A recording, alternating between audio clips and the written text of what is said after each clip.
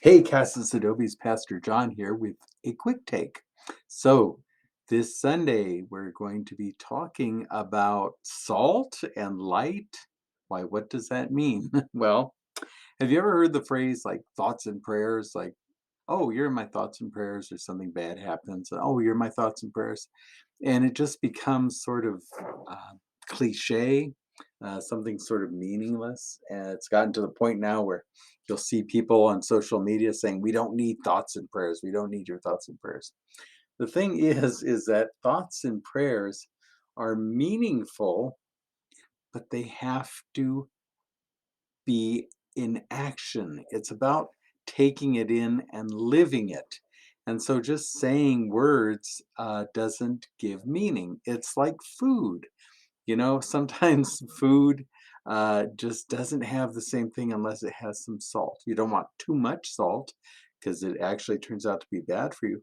If it has a little bit of salt in it, it's flavorful. And so Jesus in the Gospel of Matthew this week says, if salt isn't salty, what good is it? There's nothing you can do that'll make salt flavorful again if it loses its flavor.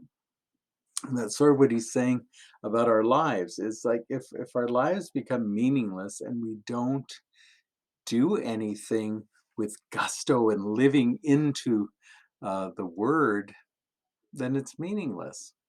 And there's a verse from Isaiah that we're going to be hearing about people coming back and Jesus and God being worried about them falling into the same old lifestyles.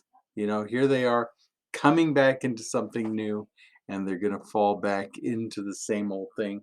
And God says, "No, no, you need to call out. You need to live authentically." And so, like the gospel says, he talks about light and be that light in the world that shines out, sort of like a prism, how it just shines all the colors out into the world. That's what we should be doing, and not be just, salt without flavor is sand, and we don't want that. So, all right.